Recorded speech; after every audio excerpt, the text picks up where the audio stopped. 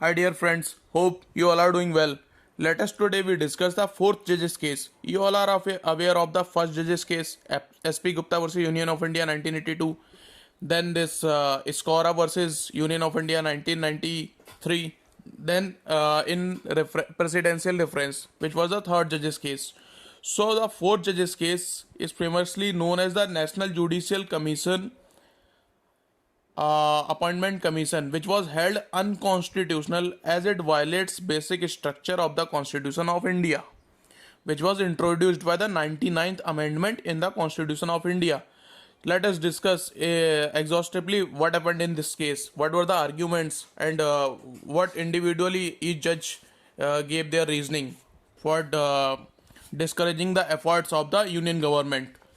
So, Supreme Court of at Supreme Court advocates on record Association versus Union of India, writ petition civil number 13 of the 2015. So it was decided finally on the 15th October 2015. A judgment was delivered, and the 99th famous amendment, which was a dream project of the Union government, was heavily struck down, read down, and it was a blow on the Union government that their all dreams were shattered because of this activist approach of the Supreme Court. The Constitution Bench of the Supreme Court declared National Judicial Commission (NJAC) unconstitutional as it violates basic structure of the Constitution of India by 4:1 majority. Justices, the Chief Justice J.S. Kair sir, M.B. Lokur sir, Kurian Joseph sir, and others Kumar Goyal sir declared the 99th Amendment and NJAC Act unconstitutional, while Justice Chelameswar sir upheld it. So, Chelameswar sir was the dissenting judge. It held that the collegium system as it existed before the NJAC would again become operative. The Constitution Amendment and the National Judicial Appointment Commission (NJAC) Act were brought to replace the 1993 collegium system for the appointment of judges to the Supreme Court and High Courts. And the High Courts, various around 25 High Courts right now we have. And last was formed, which was of Telangana, I think. Yes, Telangana. The amendment inter alia inserted Article 124A in the Constitution, which provided for the constitution and the composition of the National Judicial Appointments Commission. It was to be composed of A, the Chief Justice of India, Chairperson ex officio; B, two other senior judges of Supreme Court next to the Chief Justice of India, members ex officio; the C, the Union Minister in charge of law and justice, member ex officio; and D, two eminent persons to be nominated members. So these were the problematic. Two nominated election होगा यहाँ पे अब. According to the Justice Jagdish Singh Keher, then Chief Justice of India, Clause A and B of Article 124A, Subclause 1 did not provide an adequate representation to the judicial component in the NJAC, and Clause A and B of Article 124A1 were insufficient to preserve the primacy of the judiciary in the matter of selection and appointment of judges to the higher judiciary, as also transfer of judges, chief justices and judges from one high court to another. The same were accordingly declared violative of the principle of independence of judiciary. Justice Kair also held Clause C of the Article 124A1, the Clause 1 of Article 124A, ultraviolates the provisions of the Constitution because of the inclusion of the Union Minister in charge of law and justice as an ex officio member of the NJC. According to him, Clause C of the Article 124A, Subclause 1 impinge upon the principles of independence of the judiciary as well as the separation of powers. Also, Clause D of Article 124A, Clause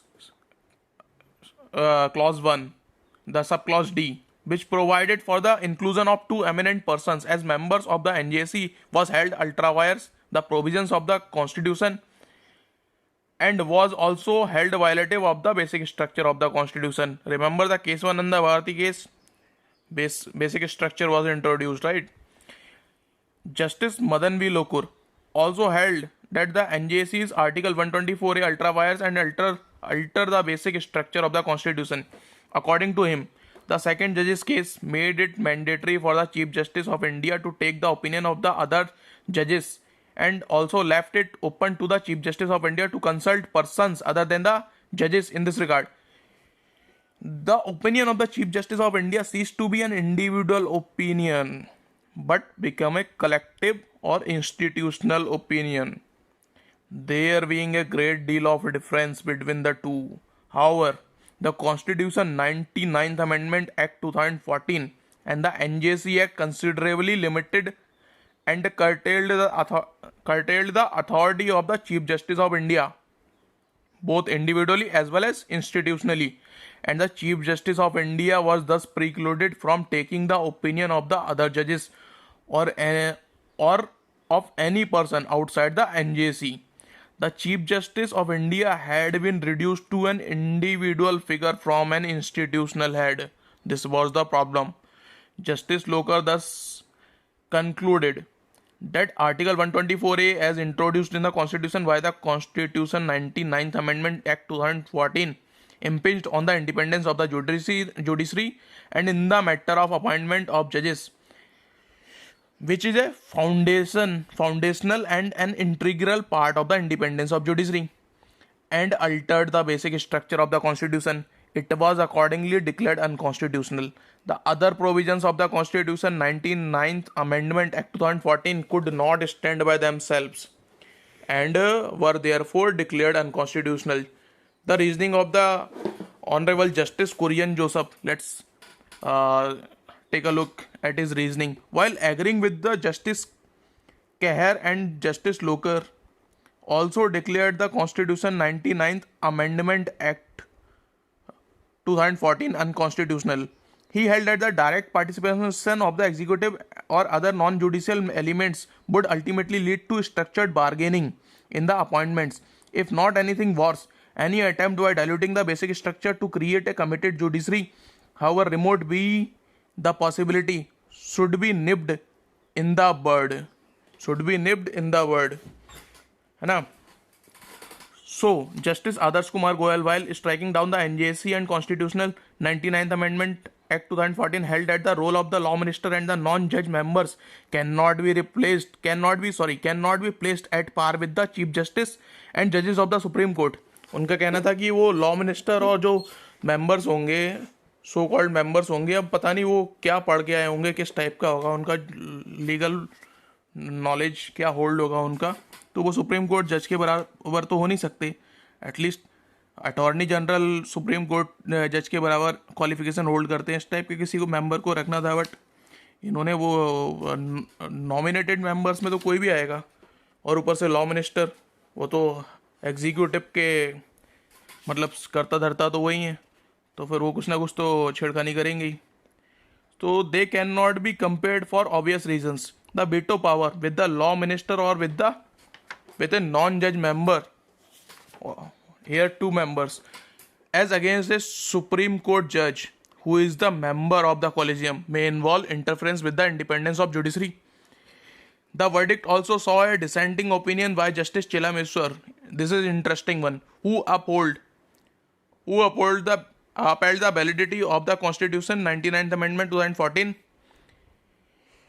According to him, the fact that the two members of NJC can override the opinion of the other four and stall the recommendation would have no consequence and suffers from no illegality. He also held that only an independent and efficient judicial system can create confidence in the society which it serves. The ever-increasing pendency of the matters before various constitutional courts of this country is clearly not a certificate of efficiency. So pendency is not a certificate of efficiency. इन्होंने ये reasoning दिया, the frequency with which the residuary jurisdiction of this court under Article 136 is invoked, seeking correction of errors committed by the High Courts, some of which are trivial and some profound, coupled with bewildering number of conflicting decisions rendered by the various benches of this court, only indicate that a comprehensive reform of the system is overdue. इनका कहना था कि overhauling होनी चाहिए collegium system की. So selection process of the जजेस to the constitutional courts is only one of the aspect of such reforms.